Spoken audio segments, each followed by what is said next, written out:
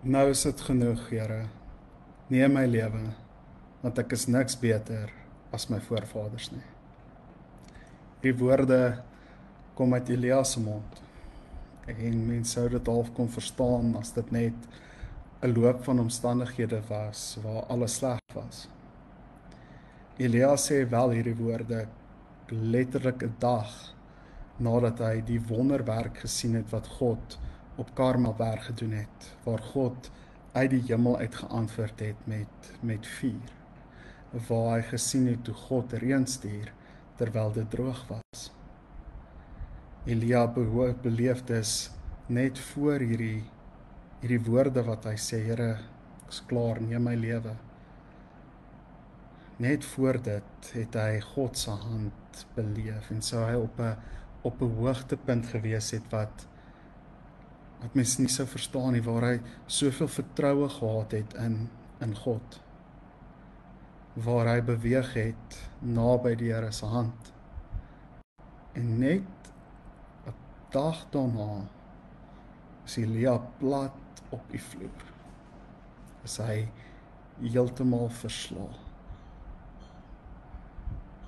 Nou, liewe vriende, daar's nie vir my 'n beter teken, 'n groter teken, 'n beter teks wat pas by Christene kan ook in diep gate val.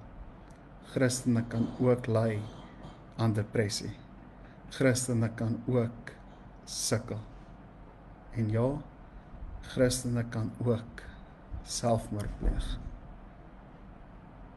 Nou, ek gaan nie vandag uitbrei of dit sonde is of nie sonde is nie. Ek wil net die realiteit op die tafel sit, dat hierdie is 'n werklikheid. Manne van God, vroue van God, val soms diep in gate in, wat moeilik is om uit te kom. Val in gate in, al is hulle kinders van die Here, uitgekoopte kinders van die Here, kan hulle nog steeds sukkel met dit wat hierbo aangaan en word hulle soms so vasgevang in die seer en die stikkend en word dit soms vir hulle ondraagbaar om aan te gaan. Ons lewe in 'n gebroke wêreld, 'n wêreld wat 'n impak op ons het dag in, dag uit. 'n Wêreld wat soms baie seer maak. Christene kan ook aan depressie ly. En daarom sê die Here ook, hy's met ons. Hy's met ons deur daai moeilik, hy's met ons al val alles uitmekaar uit. Hy hou ons styf vas. In die storie van Elia stuur God 'n engel en die engel troos vir Elia, hy gee vir hom kos en hy sê vir hom slaap. En die engel kyk na hom. My vraag is, doen ons dit vir mekaar? Kyk ons uit na mekaar? Is ons daai engel wat die persoon om ons nodig het?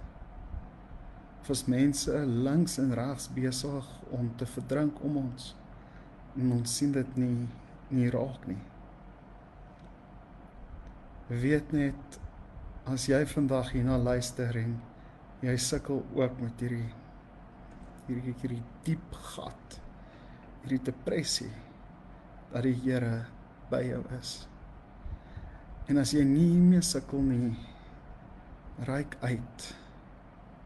Die gebeure van die afgelope naweek kan nie anders te wees as 'n ruk om wakker te word nie. Nie laat daar kwaadlik geneem word dat mense dit nie gedoen het nie, maar alleenlik omdat ons moet begin besef, die mense om ons sukkel soms.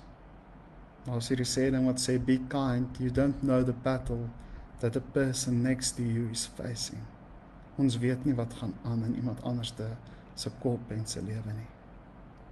So be kind. Wees met hulle, staan by hulle, hulle lief. Want depressie vat soms alles weg. Depressie maak ons mense wat ons nie wil wees nie. Depressie druk ons in 'n gat in wat ons sukkel om asem te haal. Depressie veroorsaak dat ons 1 sekond vol lewe is en dit geniet en letterlik die ander sekond diep in 'n gat inval. En dit is 'n chemiese wanbalans, dit is nie iets wat jy net uit kan wakker word nie, dit is nie net iets wat jy kan beter voel, net omdat jy dink dat persoon moet nou beter voel nie. Dit ruk jou tot in jou wese. Ons as Christene kan nie meer langer aangaan asof hierdie ding nie 'n deel is van ons lewe nie. Ons as Christene kan nie meer langer aangaan en nie besef dat daar mense om ons is wat breek nie. Mag ons weet dat die Here ons vashou in hierdie tyd.